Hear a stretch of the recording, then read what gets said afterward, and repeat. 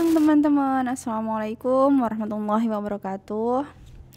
Nah, kita ketemu lagi ya untuk pertemuan 12 kita mengenai etika profesi. Oke, teman-teman sehat selalu ya. Jaga kesehatan dimanapun berada. Kalau mau keluar, patuhi protokol kesehatan. Karena sekarang COVID lagi naik-naiknya lagi gitu ya. Nah, oke, sekarang kita lanjut ke materi. Materi ke-12 kita adalah tanggung jawab angkutan publik dalam mencegah dan mendeteksi kecurangan pelaporan keuangan. Nah, kemarin kita udah belajar juga mengenai tanggung jawab ke seorang angkutan publik kepada rekan profesinya. Terus tanggung jawab juga angkutan publik kepada klien itu seperti apa. Nah, kita sekarang masuk tanggung jawab angkutan publik dalam mencegah dan juga mendeteksi kecurangan pelaporan keuangan supaya tidak terjadi kecurangan. Terus kira-kira ini ada kecurangan apa enggak, itu bagian dari tanggung jawab angkutan publik gitu. Ketika dia sudah melakukan kerjasama atau sudah tekan kontrak untuk melakukan proses audit di salah satu perusahaan. Oke, sekarang kita masuk ke kecurangan pelaporan akuntansi.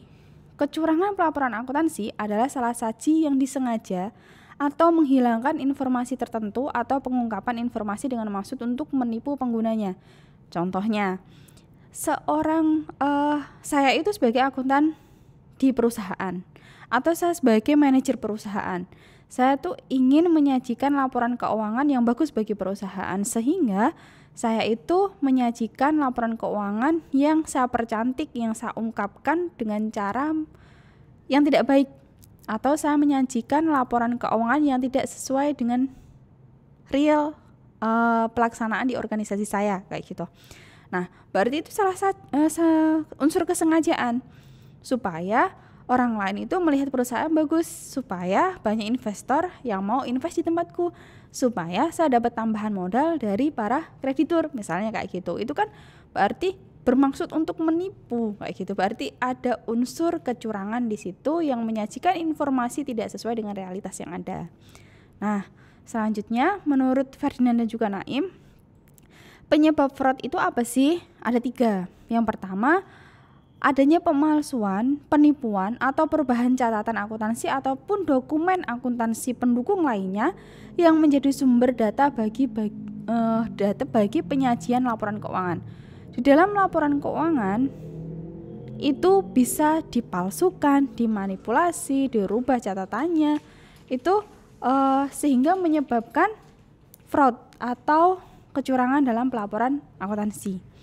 Yang kedua, representasi yang dapat atau menghilang dari laporan keuangan, peristiwa, transaksi, ataupun informasi yang signifikan yang bisa menyebabkan fraud. Seorang akuntan itu kalau dia tidak menerapkan etika profesi, dia juga bisa menghilangkan informasi penting, bisa menutup suatu peristiwa, bisa menutup suatu transaksi yang begitu penting sehingga seolah-olah semuanya bagus. Contoh, saya sebagai manajer perusahaan, saya mengambil uang perusahaan untuk kebutuhan pribadi saya. Sebenarnya sih buat perjalanan dinas, cuman karena sebenarnya sih buat kebutuhan pribadi saya, tapi saya bilangnya perjalanan dinas misalnya kayak gitu.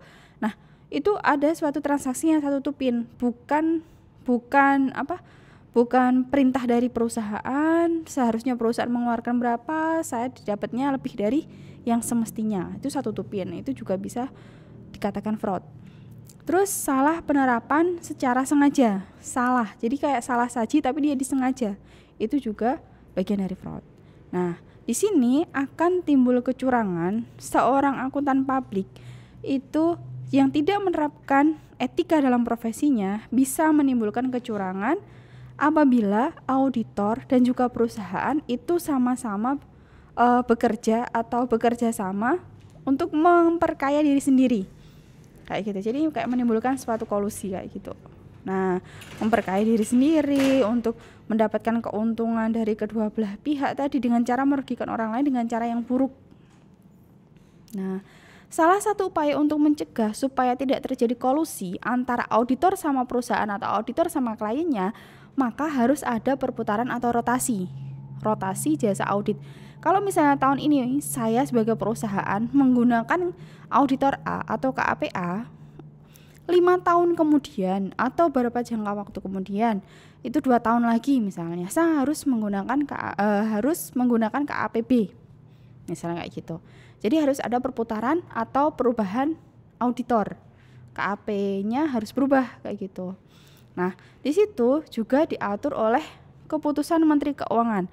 Keputusan Menteri Keuangan menyatakan bahwa paling lama seorang KAP itu dipakai selama 5 tahun berturut-turut. Maksudnya apa? Saya sebagai manajer perusahaan A, lalu saya itu menggunakan KAP ABC, misalnya KAP ABC. Saya boleh menggunakan KAP ABC ini berturut-turut maksimal 5 tahun, maksimal 5 kali. Nah, karena kalau misalnya di sini ya paling lama untuk 5 tahun buku berturut-turut dan oleh seorang akuntan publik paling lama 3 tahun berturut-turut. KAP-nya itu bisa 5 tahun, kalau tim auditnya itu maksimal 3 tahun. Nah, kita udah sepakat ya tadi, kita kemarin udah belajar juga KAP dan tim audit. Di dalam satu KAP itu mungkin terdiri dari beberapa auditor gitu kan. Misalnya 3 auditor senior yang sudah punya sertifikat. Terus mereka punya tim sendiri-sendiri. Nah, di tahun ini saya itu 5 tahun misalnya, 5 tahun saya pakai KAP ABC tadi. Nah, untuk 3 tahun pertama saya pakai tim 1 auditor di KAP ABC. Terus nanti 3 tahun setelah 3 tahun tadi saya harus berubah. Kalau saya mau tetap pakai KAP itu boleh, tapi harus ganti tim. Timnya berapa lama? Timnya hanya bisa 2 tahun berturut-turut. 2 tahun buku berturut-turut. Hanya dua bu, katanya maksimal 3. Kan di KAP ABC 3 tahun kan sudah sama tim 1. Untuk tim 2-nya berarti kan untuk tinggal sisa 2 tahun lagi. Nah, itu nggak boleh tim 2-nya pakai 3 tahun karena menyalahi aturan dari Menteri Keuangan bahwa di KAP itu maksimal 5 tahun. Gitu. Jadi etikanya harus menjalankan profesinya itu harus sesuai dengan etika dan aturan. Gitu. Nah, di sini seorang auditor itu juga diminta untuk bisa mendeteksi kecurangan sekaligus mencegah kecurangan. Nah, mendeteksi di sini berarti untuk mengetahui adanya fraud biasanya ditunjukkan oleh timbulnya gejala-gejala berupa red flag. Apa itu? Perilaku yang tidak etis dari manajemen. Contoh, saya sebagai manajer atau manajer utama atau direkturnya gitu ya. Saya merangkap jabatan sebagai manajer keuangan juga. Kayak gitu. Nah, itu kan sudah suatu hal yang tidak etis. Nah, beberapa cara yang dapat digunakan untuk mendeteksi. Cara yang bisa digunakan untuk mendeteksi suatu kecurangan laporan keuangan di perusahaan. Yang pertama, terdapat kelemahan dalam pengendalian internal. Kalau misalnya sudah ada rangkap jabatan seperti yang saya sampaikan tadi, berarti pengendalian internalnya dia lemah. Wong manajer pusat kok sekaligus sebagai manajer keuangan, kan itu menyalahi aturan. Bisa aja uang yang tak keluarkan uang tak keluarkan itu saya approve sendiri gitu. Misalnya uang keluar itu atas persetujuan manajer keuangan yang diketahui oleh manajer pusat misalnya gitu, atau direkturnya. Uang direkturnya saya, manajer keuangan juga saya bisa dong tekan dua-duanya gitu kan ya. Nah, terus yang kedua, perusahaan tidak memiliki komite audit. Komite audit adalah bisa dibilang kayak penasehat. Nah, kayak di sini komite audit. Jadi kalau dalam suatu perusahaan itu punya auditor internal misalnya gitu. Ada komite audit yang dia itu ngecek kegiatan atau operasional perusahaan sudah sesuai dengan alurnya atau belum, misalnya kayak gitu. Terus terdapat hubungan kekeluargaan. Kalau suatu perusahaan misalnya sudah terbangun gitu ya, suatu perusahaan dari kecil emang perusahaan keluarga, semakin gede itu cukup diwaspadai. Bukan berarti di situ pasti ada fraud, bukan, tapi perlu diwaspadai. Kenapa?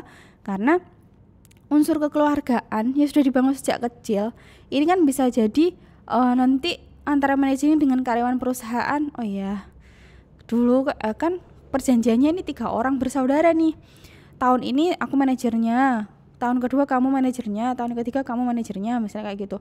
Ada perputaran terus. Tapi ketika si orang pertama jadi manajer, orang keduanya jadi wakil manajer, orang ketiganya jadi manajer keuangan, misalnya kayak gitu.